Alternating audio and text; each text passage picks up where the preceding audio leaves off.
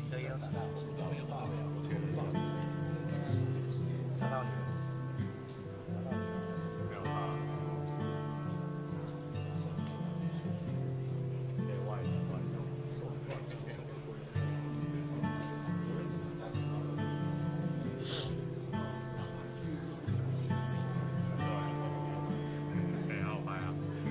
声音 OK，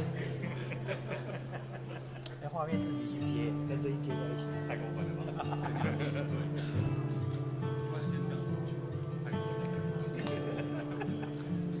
我都用大浪的就好，那个嘴型就不用对了。那你就被我标干掉。你来家。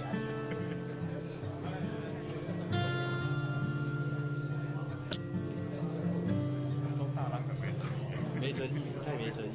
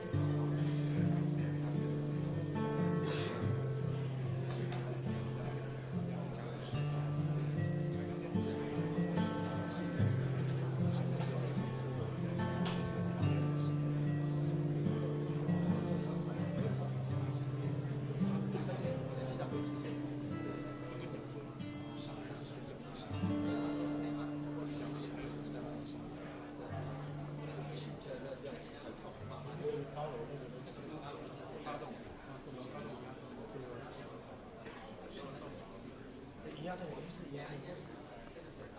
趁这个想要去来去。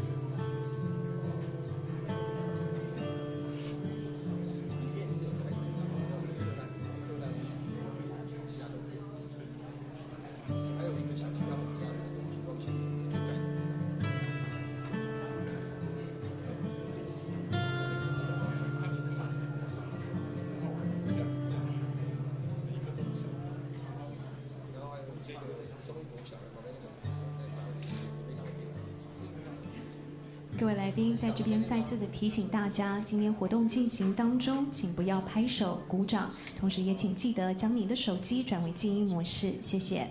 Ladies and gentlemen, once again, we would like to remind you to pay respect to the victims and families. Please do not applaud during the event, and please remember to switch your mobile phones to silent mode. Thank you.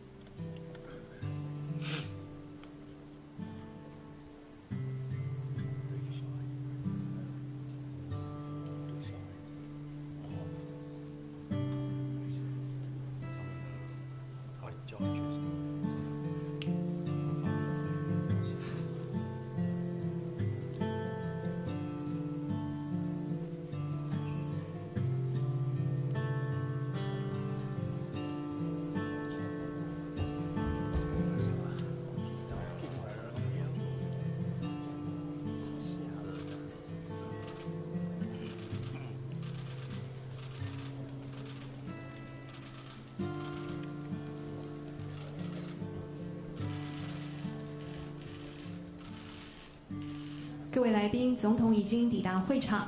Ladies and gentlemen, Her Excellency President 蔡英文。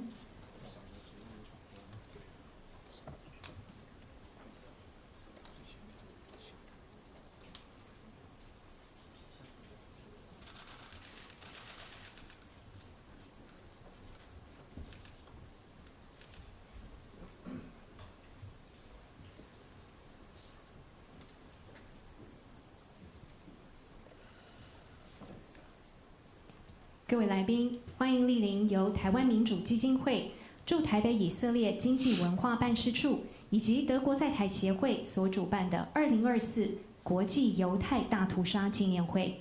Ladies and gentlemen, welcome to 2024 International Holocaust Remembrance Day ceremony, organized by Taiwan Foundation for Democracy, Israel Economic and Cultural Office in Taipei, and German Institute Taipei. 2005年，联合国大会通过将1月27日，也就是奥斯威辛集中营解放的周年，定为国际犹太大屠杀纪念日，来纪念在纳粹大屠杀中罹难的600万犹太人和其他数百万的受难者。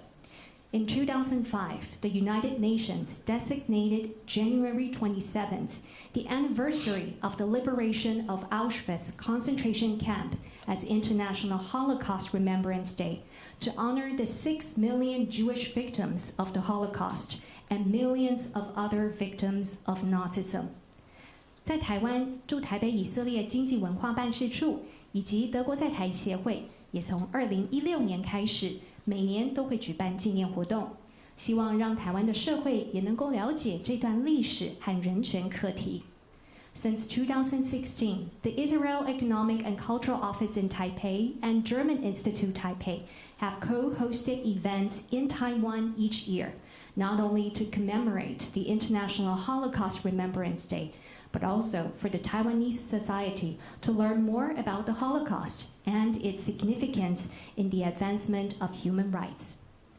今天活动一开始的表演将由吕怀哲先生用异地式语和中文译文来朗读诗歌《多纳多纳》，随后由黄友文女士进行钢琴音乐的演绎。《多纳多纳》这首歌的歌词是由波兰犹太裔异地式语作家 Aaron Zetlin 于1940年到1941年所创作，是至今世界上最广为传唱的异地式语歌曲之一。For the opening performance, we have Mr. Lü Huaizhe recite the poem Dona Dona in the original Yiddish, as well as in Chinese translation, followed by a musical interpretation on piano by Miss Melody Huang. Dona Dona, written as a poem in 1940 to 1941 by Polish Jewish Yiddish writer Aaron Zetlin, is also one of the most widely cherished Yiddish songs in the world. 吕怀哲先生现在就读文藻外语大学欧洲研究所，在学期间修行异地式语课程，并且在2022年协助筹办文藻外语大学的首瓦犹太大屠杀人类罪恶之时特展。Mr. Liu is a student at the Graduate Institute of European Studies at Wenzhou Ursuline University of Languages. He also assisted in organizing the university's exhibition, Showa, How Was It Humanly Possible, in 2022. Let's now welcome Mr. Liu. 多纳多纳这首歌是由波兰犹太裔异地式语作家阿轰蔡特林于1940到41年所作的词，并由乌克兰犹太裔音乐家 Sholom Sekunda 所谱曲。内容反映了犹太人在第二次世界大战之前以及大屠杀时的处境。歌词中的小牛描绘了犹太人在隔离期里对自由的渴望，也是大屠杀受害者的隐喻。标题多纳多纳则是希伯来文阿多奈，意思是上天的缩写，隐含着犹太人二战时无语问苍天的无助与悲情。这首歌也是迄今最广为传唱的异地式语歌曲之一。异地式语是犹太人离散在中欧与东欧所使用的语言，是由希伯来文字母书写，也包含德语、斯拉夫语和希伯来语等语言的元素。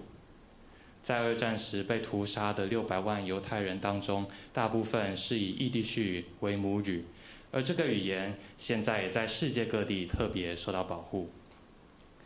The song Donna Donna was written in 1940 to 19 Polish Jewish Yiddish writer Ahon Zeitlin and was set to music by the Ukrainian Jewish musician Sholom Sekunda. The lyrics reflect the situation of the Jewish people before the Second World War and during the Holocaust. The word calf in the lyrics depicts the longing for freedom of the Jewish people living in the ghettos, and is also a metaphor for the victims of the Holocaust. The title Donna Donna is a contraction of the Hebrew word Adonai, meaning heaven, and evokes the helplessness and sadness of the Jewish people during World War II. It is one of the most widely cherished Yiddish songs worldwide. Yiddish is the language spoken by the Jewish diaspora in Central and Eastern Europe. It is written in the Hebrew alphabet and contains elements from German, Slavic languages, and Hebrew. It is the mother tongue of the majority of the Jewish people murdered in the Holocaust, and is a protected language in many parts of the world today.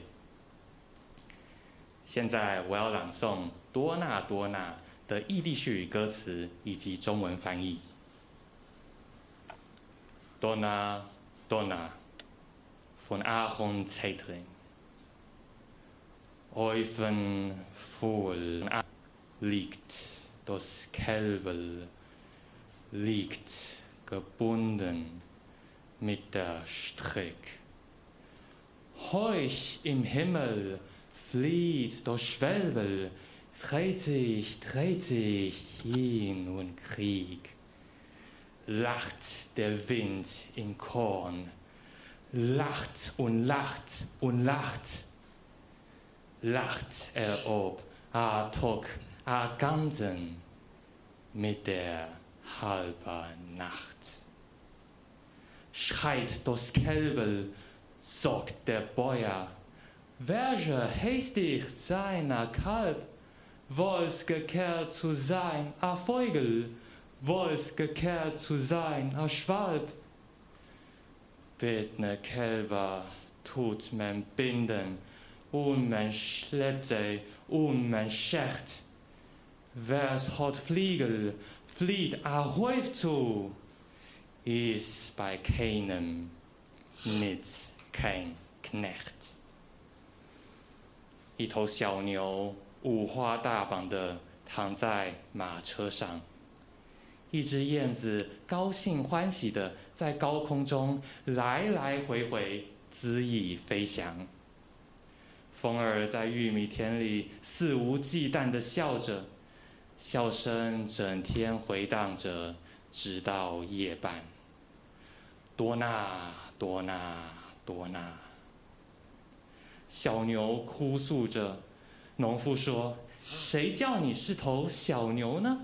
你要是只小鸟就好了，是只燕子就好了。”可怜的小牛被捆绑，被拖役，被屠杀。要是有对翅膀，就能远走高飞，就不会是任何人的奴隶。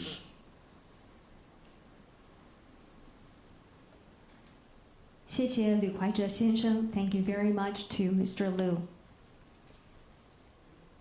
黄友文女士是一位音乐创作者和音乐制作人。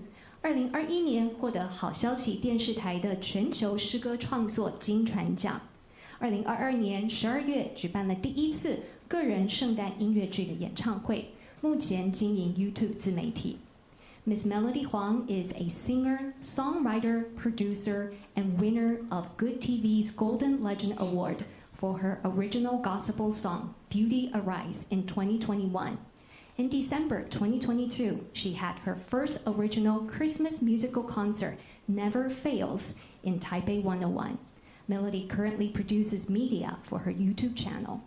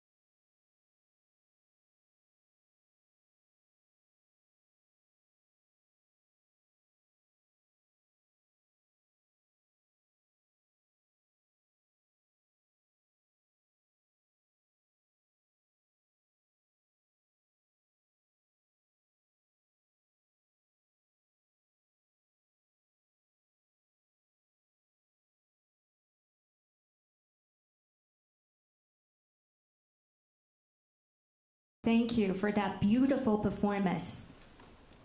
再次的谢谢两位所带来的演出。接下来我们要邀请的是台北市可巴德犹太协会的拉比 Rabbi Shlomi Dabib 来诵读祈祷文《慈悲的神》。这首祈祷文通常是在丧礼或纪念仪式中诵祷，为的是安慰已逝者的灵魂。Next, we would like to invite Rabbi Shlomi Dabib, President of Chabad Taiwan Jewish Center, to recite a Jewish prayer, E Maleh Lahamin, Merciful God. This prayer is for the soul of the deceased, usually recited at the burial or memorial services. Rabbi Dabib, please. אל מלא רחמים, שוכן במרומים, הרצה מנוחה נכונה על כנפי השכינה, במעלות קדושים וטהורים, כזוהר הרקיע מזהירים את כל הנשמות של 6 מיליוני היהודים, חללי השואה באירופה, שנהרגו, שנשחטו, שנשרפו ושנספו על קידוש השם בידי המרצחים, הגרמנים, הנאצים ועוזריהם משאר העמים, יימח שמם. לכן בעל הרחמים יסתירם בסתר כנפיו לעולמים, ויצרור בצרור החיים את נשמותיהם.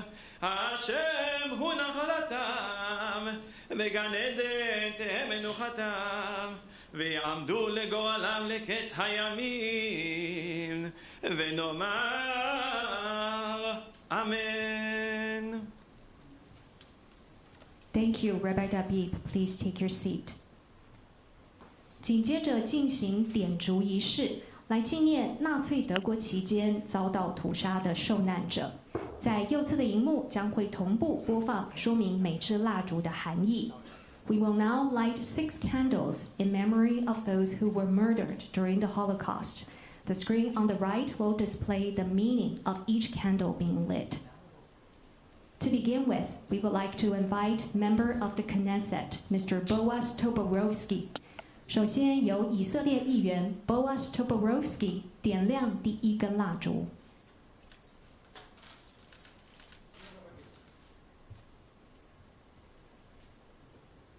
For the second candle, we would like to invite Dr. Jörg Poster, General Director of German Institute Taipei. 再来请德国在台协会许佑格处长点亮第2根蜡烛。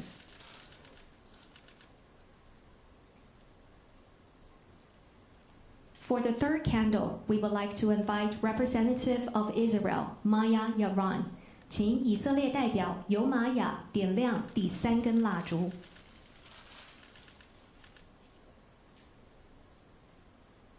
再来请外交部吴钊燮部长点亮第4根蜡烛。For the fourth candle, we would like to invite Minister of Foreign Affairs, Dr. 钊燮 Joseph Wu. 接下来请台湾民主基金会董事长及立法院韩国瑜院长点亮第5根蜡烛。For the fifth candle, we would like to invite Chairman of Taiwan Foundation for Democracy, Mr. Daniel Han.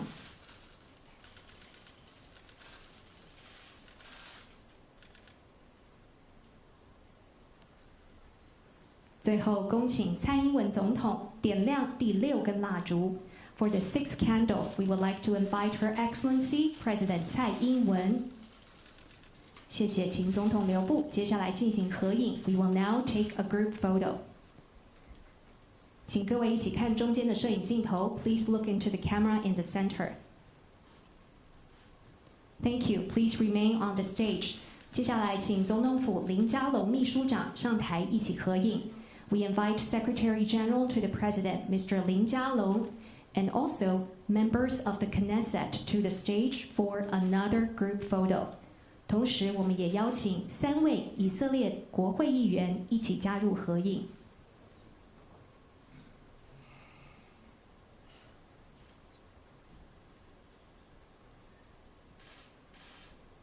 Once again, please look into the camera in the center together. 请大家一起看中间摄影镜头。Thank you very much. Please take your seats. 谢谢各位，请大家回座。刚才以色列、德国和台湾的代表们为我们点亮了6根蜡烛，一方面是纪念第2次世界大战期间遭到屠杀的600万犹太人，另一方面也向幸存者和受难者的家人致意。The 6 candles lit by representatives from Israel, Germany, and Taiwan are not only to honor the 6 million Jews who were murdered during the World War II, but also to pay respect to the survivors and families of the Holocaust victims.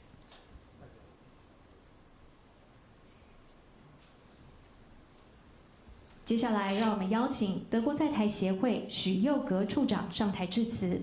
And next, we would like to invite Dr. Jörg Poster, General Director of German Institute Taipei, to give us some remarks.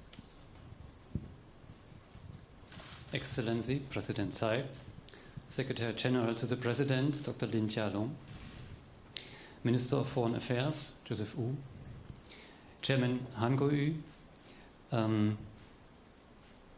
of the Taiwan Foundation for Democracy, Acting President of Taiwan Foundation for Democracy, Dr. Liao Dache, Representative Maya Yoron of the Israel Economic and Cultural Office in Taipei, members of Knesset, ladies and gentlemen. It is with great sorrow as well as never-ending pain that we have gathered here today to commemorate the Holocaust, one of the darkest chapters of humankind. I'm very grateful to the organizers, the Taiwan Foundation for Democracy, and the Taiwan government for their support in arranging this solemn memorial service. The Holocaust is a horror without comparison in its atrocity and brutality. On the basis of a racist and anti-Semitic ideology, 6 million Jewish people perished by the hands of Nazi Germany. On the occasion of the International Holocaust Remembrance Day, we remember the victims of the genocide and commemorate the liberation of the concentration camp in Auschwitz on January 27 in 1945. Our aspiration to remember what happened has 2 meanings. One is, of course, to honor the victims. I would like to thank my colleague Maya that we will have the chance to listen to Peter Gasper, a Holocaust survivor from Slovakia, who is going to pass on to all of us his personal memories from these terrible times. The second is to make sure that nobody forgets what happened during these dark years. We have to keep the memory alive to what happened then, in order to make sure that we make the right choice today and in future. As sad as it may sound, not only do we tend to forget what cannot be forgotten, we also may fall victim to an understanding of the events at the time, which deviates from history and from the facts. In many places today, and very much to our dismay, Germany is no exception. We see a polarization leading to especially accentuated, if not extreme, opinions. As one of the consequences, almost 80 years after the end of World War II, anti-Semitism is on the rise again. Also, this development is alarming. There is hope as well. Not only do governments react, but the civil society does too, expressing their support and sympathy. Perpetrators are brought to justice. Large-scale demonstrations against extremism show we do not tolerate intolerance. The message, loud and clear, is never again. And let me be frank here, nobody in his right mind could possibly think otherwise. When I look back to my own visits to the concentration camp in Buchenwald and to Yad Vashem, I recall images which are impossible to forget. The late Holocaust survivor Esther Bejarano, who was deported to Auschwitz in 1943 and then to the concentration camp in Ravensbrück, lost her parents and her sister to the horrors of the Nazi regime. Her message to us was very clear. You are not to blame for this time, but you are guilty if you don't want to know anything about that time. You need to know everything that happened back then and why it happened. This is why we are here today. Thank you for being with us and thank you for your support. Thank you very much to Dr. Poster. Thank you. Please take your seat. 再来，让我们邀请驻台北以色列经济文化办事处尤玛雅代表上台致辞。Next, we would like to invite Representative Maya Yaron of Israel Economic and Cultural Office in Taipei to give us some remarks.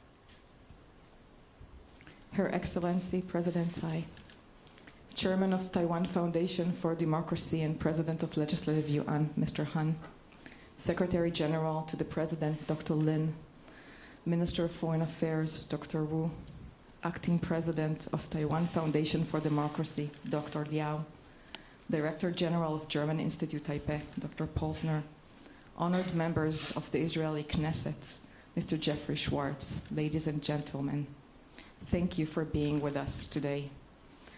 Thank you, Her Excellency President Tsai, for honoring us every year with your presence. Thank you, Taiwan Foundation for Democracy, for continuing to lead and carry the obligation to promote awareness about the Holocaust here in Taiwan. Being here together sends a strong message about the importance and relevance of Holocaust remembrance to all peace-loving nations around the world. On the summer of 1944, Ms. Shulamit Rabinovich was imprisoned with her husband Yitzhak and their young son Shmuel at Kovno Getno in Lithuania. 3 years earlier, in 1941, when the Nazis invaded Lithuania, there were 37,000 Jews living in Kovno city. In 1944, after the liberation by the Soviet army, only 700 of them survived. On that month of June, Shulamit, a mother of 3, wrote a letter to her 2 sons, whom she sent away before the war to save them, what she believed to be her last letter. Think about a mother who writes these words. Think about sons who receive this letter. We sense the end is near. It will not be long before they finish us all. Actually, it is not difficult for me to die, or for Papa either. What is very hard, infinitely hard, is the fact that your younger brother Shmuel will die when we do. And he's such a wonderful boy. Even under the most brutal condition, he developed into being a fine mensch. He really doesn't deserve it. The borders of humanity itself were completely deleted and forgotten. We have been buried alive for 3 years. For years, we learned so much. We suffered so much. We could teach others so much. And it is too bad that it all comes to nothing. The Rabinovich family was among the lucky ones who survived. After the war, they moved to Israel, and their story reflects the Jewish people's resurrection from the ashes of the Holocaust, the return to our historic motherland, and the constant price we continue to pay for this. Distinguished guests, we meet here today at a time of great sorrow and tension, when anti-Semitism and violence are evident in so many places in our world. Last year, 2023, ended to be the year with the highest number of anti-Semitic incidents all over the world. And these were evident not only on social media platforms, which are rich with Holocaust denial and fake news, but also in direct physical assaults with fatal consequences.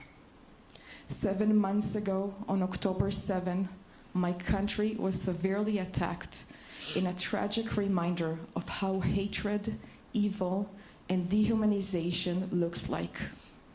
On that dark Saturday, 1,200 Israelis were slaughtered in their homes. More Jews were murdered on that one single day since the Holocaust. 243 people were forcefully kidnapped, and 133 of them, including women and children, are still held hostage without a sign of life. The atrocities of October 7 brought back the darkest experiences that my own grandparents, like all of Israel's grandparents, experienced during the Holocaust. The magnitude of this assault is frightening. It is heartbreaking, and it changes realities in the Middle East and in the world. Yet, there is a difference now. As now Israel has a strong army that is fighting to protect our borders and defend our citizens, as we have seen during the last weekend. We vow to retain the safety of our one and only Jewish country in the world. We're working to bring it back to a dialogue, security, and peace, hopefully soon. The lessons of the Holocaust are global and universal. They're relevant here in Taiwan as well as everywhere else. When we look back and we learn the historical events of the late 1930s, we cannot help but be worried and alarmed today. The turning of one community against another, the incitement of hatred, the acceptance of intolerance, the justification of terror, these are becoming too common and too widespread, and this state of affair must not be acceptable. The Holocaust teaches us where all of this can lead to. This is not what we wish for our children and for our world. The International Remembrance Day reminds us all of our commitment to promote respect, understanding, tolerance, knowledge. It is in our hands to build bridges and not deepen divisions.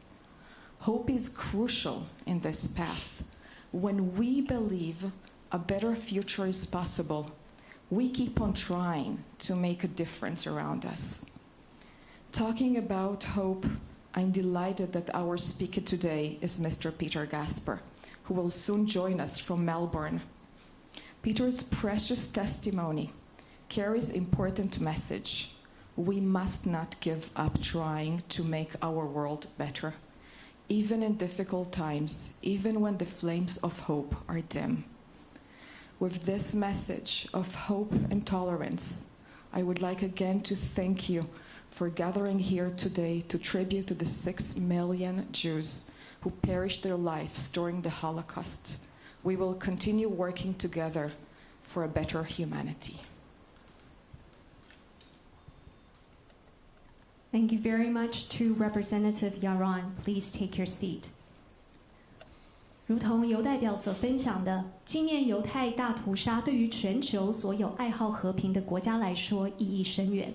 期盼我们能够汲取历史的教训，捍卫得来不易的民主跟自由，并且致力促进人类之间彼此的尊重、理解和宽容。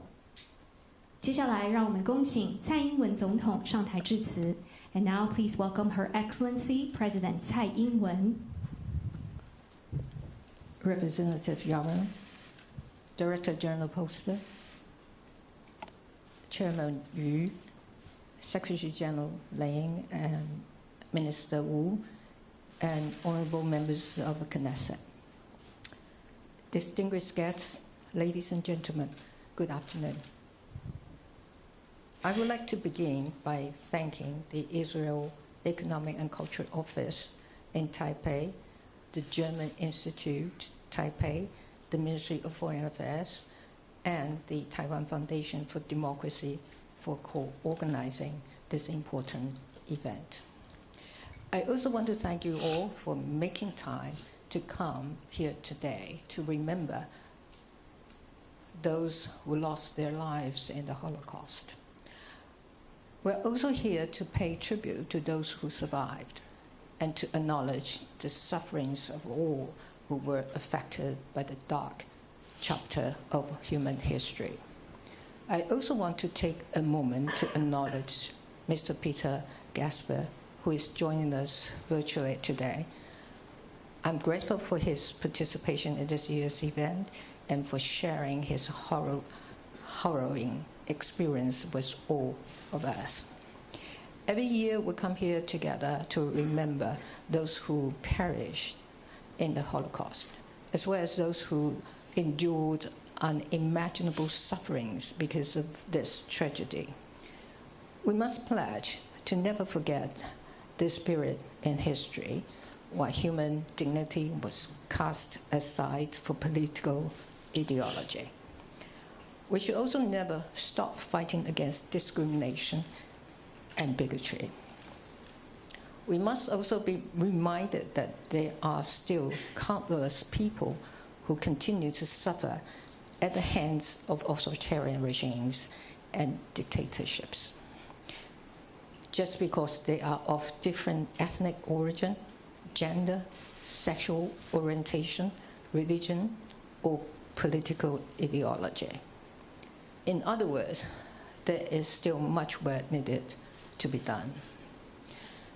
In the pursuit of justice and truth, we can learn from Israel and Germany. Israel, in its effort to preserve the historical account of the Holocaust, especially its victims, and Germany in its courage to face the past. In Taiwan, we have been working to ensure that we address the injustices of the past and uncover the truth of atrocities in the authoritarian era. In addition to the annual commemoration of the 228 incident, my government has built a solid foundation for the realization of transitional justice. We elevated the transitional justice as a priority at the highest government level. The Executive Yuan established government bodies to further emphasize the values of transitional justice in policy implementation. The newly amended Political Archives Act came into effect this year on the 77th anniversary of the 228 incident. This is an important element in my government's effort to restore truth in the pursuit of transitional justice. We hope this will further help bring some closure and comfort to the victims of the White Terror era and their families. Even though we have come quite a long way on upholding human rights and fighting against bigotry, the world must continue to confront anti-Semitism and authoritarian aggression. We're also seeing the horrifying effects of such aggressions in Ukraine and in Hamas' terroristic attack on Israel.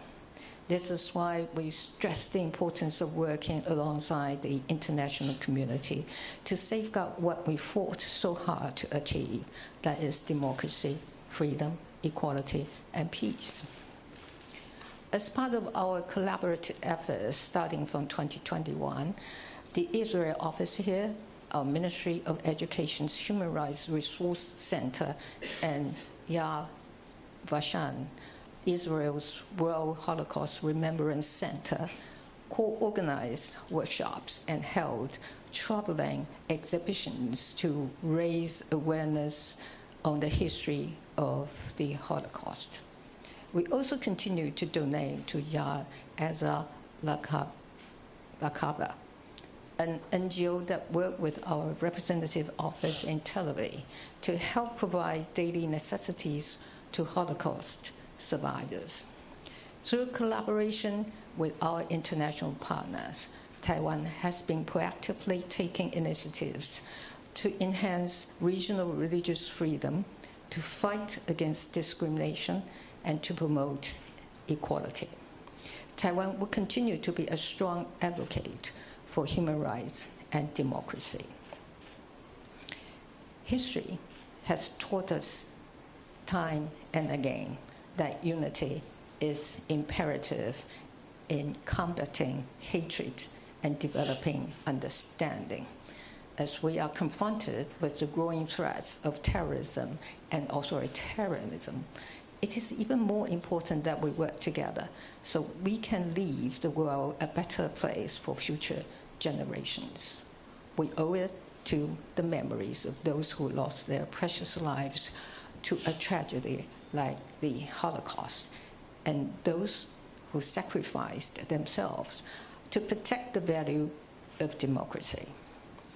We should also remind ourselves to remain vigilant while we reaffirmed our vow to not let this tragedy happen again.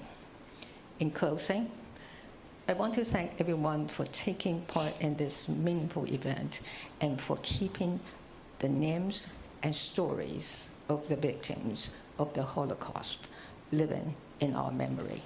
Thank you. Thank you very much to President Tsai. 谢谢总统，也非常感谢总统莅临今天的纪念会，让我们恭送总统离场。Ladies and gentlemen, let us once again thank President Tsai for attending the event today. Thank you.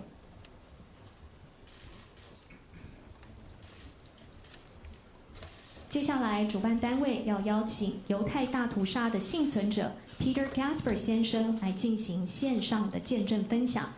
Mr. Gasper 是从澳洲来和我们进行连线，来分享他的见证。And now Holocaust survivor Mr. Peter Gasper will be joining us online from Australia to share his testimony. Mr. Gasper 先生是1937年出生于斯洛伐克，当时呢已经是遭到德国纳粹政权的占领，有3年的时间，他被迫四处躲藏，最后呢仍然被关进集中营，并且在非常艰苦的环境中幸存下来。战后，在1949年，他有机会移居到澳洲，也开启了人生新的篇章。Mr. Gasper was born in Slovakia in 1937 when the country was already under German occupation. And for 3 years, he survived by going into hiding and enduring the nightmarish conditions of a concentration camp. In 1949, Mr. Gasper traveled to Australia to begin a new chapter in his life. 今天上午 ，Mr. Gasper 刚刚领到了今年1月他所荣获的澳洲勋章。那么这个奖项是颁给具有杰出服务贡献的澳洲公民，我们在这边也非常的恭喜他。And just this morning, Mr. Gasper went to retrieve the Order of Australia medal that he was awarded this January, a high honor that recognizes the outstanding achievement and service of Australian citizens. Congratulations. And now let's hand the floor to Mr. Gasper. Thank you. Mrs. President, honored guests. The oldest hatred in the world, 4,000 years old, is the hatred of Jews. Jews have been hated for the crucifixion of Jesus, not willing to convert to Christianity, and later to Islam.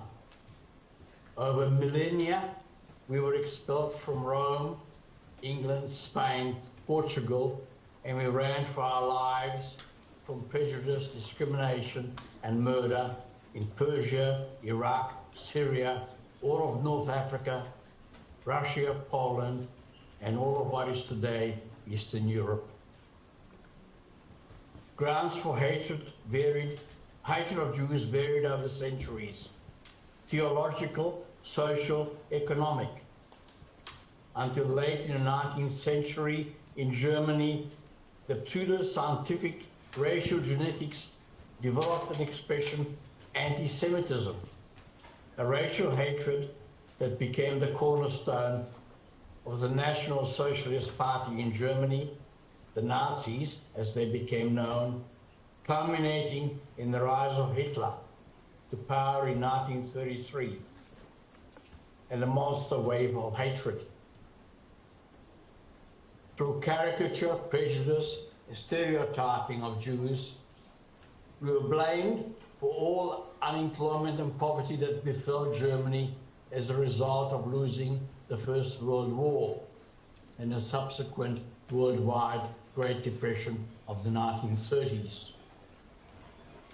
In 1935, the Nuremberg laws severely restricted the lives of Jews, their occupations, limitations to their education, prohibitions to restaurants, theaters, cinemas, and even park benches. I was born in Slovakia in 1937. In 1938, in Austria, next door to us, it was annexed by Germany, and Slovakia became a German puppet state. In 1939, Second World War broke out. What follows is now not only the greatest genocide in history, but also the best documented genocide of all times, documented by the perpetrators themselves. It is important to understand that what became known as the Holocaust, while taking place at the same time in the same geographical sphere as World War II, was a distinct and separate agenda of Nazi Germany. It is well documented that on several instances during the war, the Nazis diverted human and physical resources from the pursuit of war towards the concentration and movement of Jewish prisoners. My family in Bratislava, Slovakia, was a very middle-class family. My father was the employee of an insurance company. We lived in an apartment on top of the hill on the outskirts of town. We were not a religious family. My parents, even as I was very young, must have known what was happening, brewing in neighboring Austria and Germany, and I, as a child, was kept in ignorance. For that, I'm always have been grateful. Family and friends have been leaving Slovakia. My parents decided, for reasons of the greater family they have had for generations in Slovakia, to stay. Now, in June 1942, my father was sacked from his insurance company job because he was a Jew, and my greater family, my mother's family in Bratislava, were arrested. In 1942 also, I was expelled from primary school because I was a Jew, and that meant a loss of friendships. Many of the Jewish children who were in school with me were never ever seen again, and the Christian children would not play with me.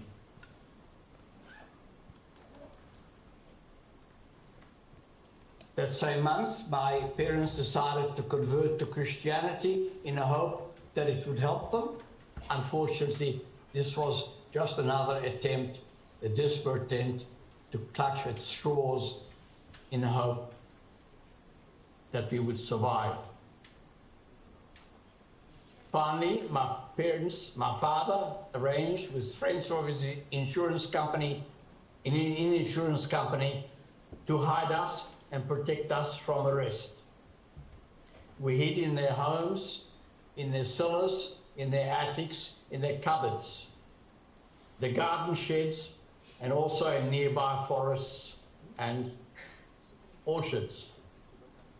The shortage of food made hiding people very, very difficult because as illegals, we were not entitled to an allocation of food, and consequently the people who hid us had to share their meager rations with us. Very often they and their children went hungry in order that we should also eat something. We could not hide for any length of time in any one place because it would become dangerous by the neighbors recognizing that there were extra people moving around in the house next door. They would report this to police and collect their rewards for doing so. For that reason, we moved from one hiding place to another. Finally, in 1944, we moved to a nearby village where we thought we would be safer In the beginning, it was so. After several months, we started to see more German uniforms moving around the village, and we had to start hiding again. There were additional opportunities for us to hide. There were barns and there were cellars. There was cattle sheds and horse stalls that you could sleep in.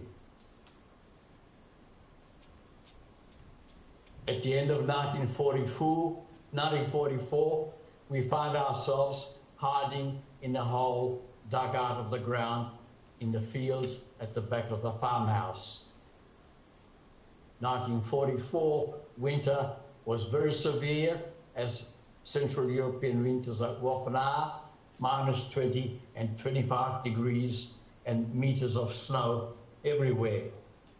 In that hole, which was the size of a grave, 3 of us, my mother, father, and I, stood in icy water, which had come from the snow on top. The snow melted in the midday sun, and the water flowed into the bottom of the hole which we stood in. Food was brought to us once every day in the evening by Jan the farmer, whatever Marie had cooked, with a crust of bread, and that bread we saved for breakfast and lunch, and the next day Jan the farmer would bring us another bowl of food and took the empty one away. The days were very long, very boring, very cold, and very frightening. I'm told by my parents that after 3 days I started to run a very high temperature, and because we had no possibility of calling a doctor and we had no medication, it was decided that we would need to get out of that hole. We walked across the fields 2 kilometers to the nearest village where there was a police station. We walked in and I asked to be arrested. You can imagine the surprise of police anytime, anywhere, when somebody asks to be arrested. This had never happened to them before, and they discussed the matter between themselves and decided to postpone having to make a decision. They decided to go to the pub to have a meal. They informed us that when they came back, if we were still there, they would have to do what they had to do. Much to their surprise, we were still there because we had run out of all options.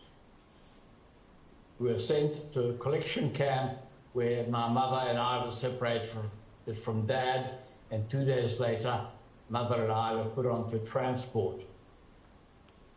2 cattle wagons, 200 prisoners to a wagon. We didn't know where we were going,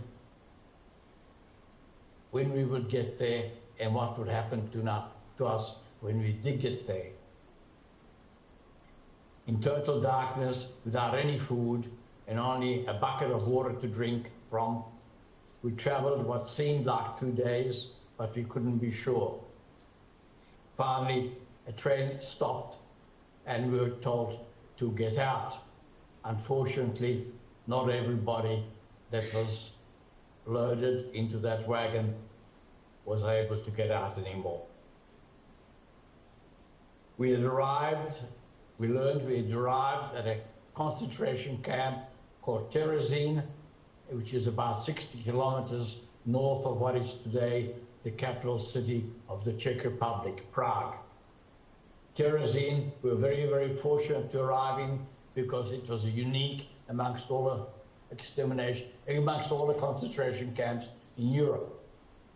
Most importantly, it was not an extermination camp, it was a holding operation, a place where we were, so to speak, parked until such time as room became available in the extermination camps in Poland, which were at that time working at full capacity and could not hold any more prisoners. Weekly transports left from Terezin with prisoners to extermination camps. Terezin, I was put into a boys' home. My mother was put into nearby barracks. I shared the third level of a 3-tier bunk with 3 other boys and 1 blanket.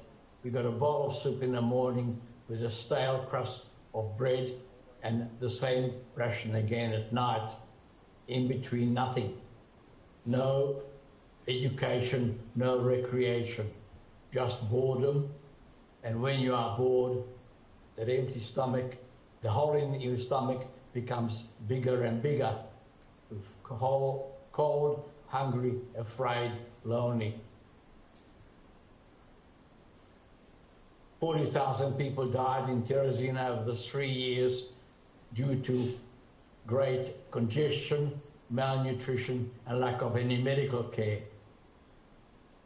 Epidemics were raging in the Terezin all the time, typhus and typhoid mainly. Another 80,000 people were shipped or transported from Terezin to extermination camps in Poland, Auschwitz, and others. None of those were ever seen again. One last statistic, 15,000 children were sent to Terezin in that time. 132 survived. That I'm one of the 132 is just pure luck. Nothing else. No heroism, no brains could save you. Only luck could. After 6 months in that camp, we were liberated by the Russian army on the 8th of May, which happens to be also the official end of the Second World War. A month later, we were allowed to go home. We were fortunate to have a home to go back to. Most of the survivors of camps from Poland, particularly, but also other Eastern Europe, had no homes to go to. Their homes were burned. Sometimes the whole village was destroyed when they were arrested. These people were housed in camps for DPs, displaced persons. Several of them in Europe, mainly Austria, Germany, and Italy. Thousands and thousands of people were wandering from camp to camp, looking for relatives, husbands, wives, children. Many of these people never found anybody, very often losing themselves in the process. Nobody survives periods of time like that, those conditions, undamaged, physically, mentally, emotionally. At first, I believed myself to have been fortunate not to have been damaged. It took several years for me to realize this is not so. In 1948, my parents made the decision to leave Slovakia because the communists had taken over, and my parents wanted to get away from communism, from their memories, from their losses. I don't mean just financial losses, losses of their family, their friends, their culture, society, community, and the losses of their future. We arrived in Australia in 1949, December. In the intervening years, after finishing my education here, I've never ever forgotten why I'm alive. I'm alive because of the courage of the people who had saved our lives by hiding us despite the risks to their own lives. They, if they had been found hiding us, would have been shot on the spot. We would have only just been sent to concentration camps. but for them, the consequences were extreme and they were immediate. Consequently, in 2006, I decided that I should take my family, my son, daughter, and I had one grandchild at the time, back to Bratislava to meet the people to whom I owe my life. And I asked these people, why did you do this? Why did you risk your lives, the lives of your family, for us? We had nothing to offer you. We couldn't even make you promises because we didn't know whether we'd be there to deliver those promises. And their answers were very, very simple. They just said, we did what was right. Nothing more than that. We did what was right. These people, under very, very difficult circumstances, made choices about our lives and their lives. They made choices which defined them as to who they were. They defined them as upstanders against the Nazi genocide. The Holocaust did not start with concentration camps, gas chambers, and ovens. The Holocaust could never have happened unless German people of that time allowed it to happen. The bystanders to the evolving tragedy were complicit in the outcome. The current events remind us the past is never dead. It is never over. It is not even past. Thank you. Thank you very much to Mr. Gasper for this precious testimony. I'm sure Mr. Gasper's story touched upon many of us and give us hope and encouragement on never giving up for a better future and also always to choose to do the right thing. And now we're happy to take some questions from the floor. So any questions for Mr. Gasper from our audience here in Taipei, please raise your hand and our staff will hand you the microphone.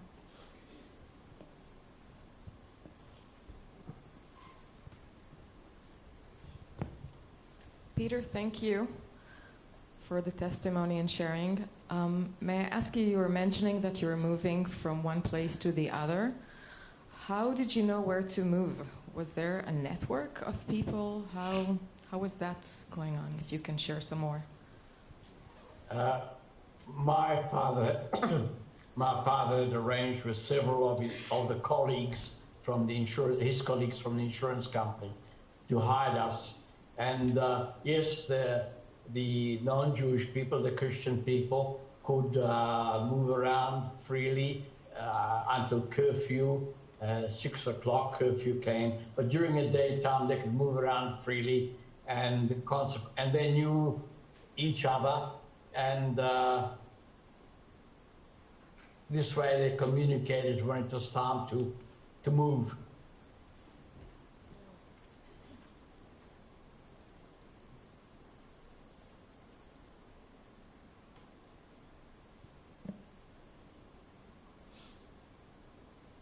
Thank you. Any other questions from the floor?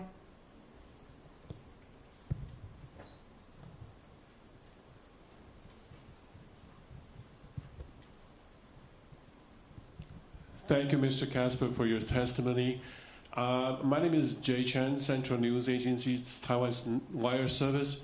I have a question regarding the current situation, in Gaza. Well, yesterday there were people, I don't know what to call them, Hamas sympathizers or anti-Semitist people in the United States blocking a bridge in New York, and another one in San Francisco, the Golden Gate Bridge, blocking the traffic.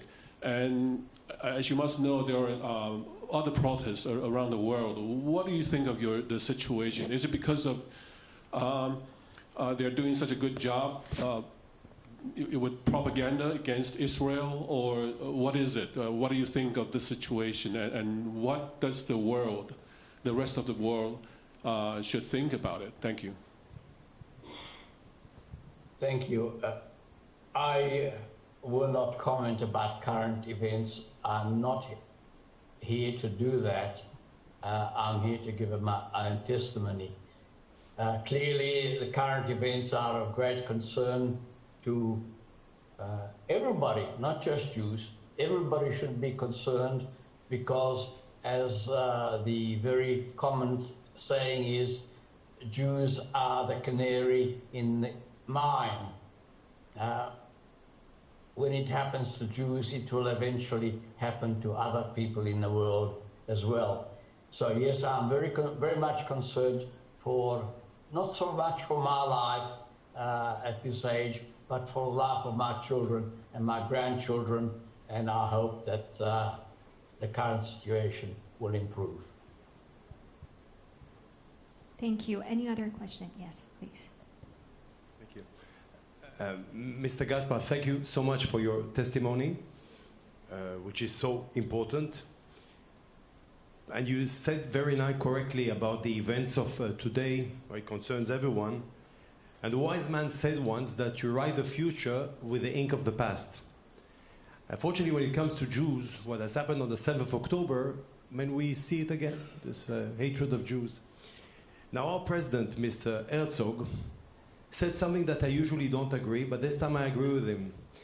Every time people try to compare the Shoah, not genocide, Shoah, the Holocaust, with other crimes against humanity or genocides, well, we say that the Shoah had its particularity, yet on the 7th of October, it was a day in the Shoah, but this time it happened in the state of Israel.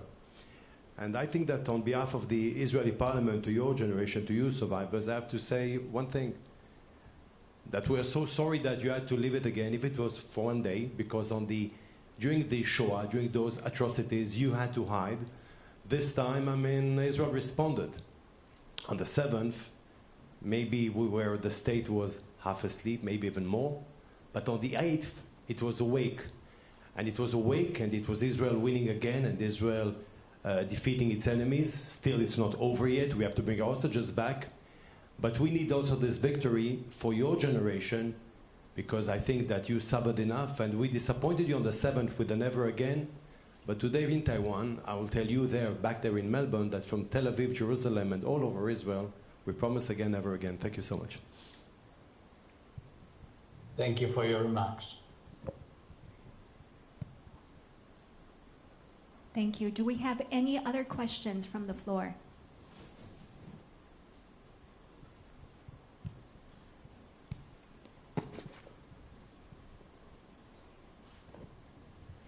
Thank you, Mr. Gaspar, for your sharing your your horrible experience back to 1940. I'd just like to ask a more general questions. From our historical proverb is, historical lessons, people never learn from history. So currently we are facing the world is still a lot of horrible things happen.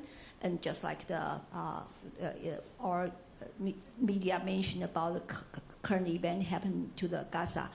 So I would like to ask you, because you have been through all these horrible experiences, if you have a chance to speak some worldwide leader or political leaders, what would you like to say to them to avoid the same kind of Holocaust event happen again in human history? If you have the chance, or even you don't have the chance, do you like to say something? You pick up one or two worldwide leaders, anyone, political leaders. What do you want to say to them? Thank you. Yeah, pick up one or two. I'm lost for words. We Jewish people have survived for 4,000 years or more through resilience. We will survive this again. We are not victims, we are resilient, and we will survive. Let everybody hear that. So you are very strong.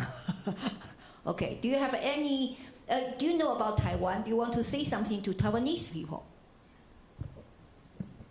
I think I've said everything that I have prepared to say. Okay, thank you. Thank you. Thank you. Thank you very much.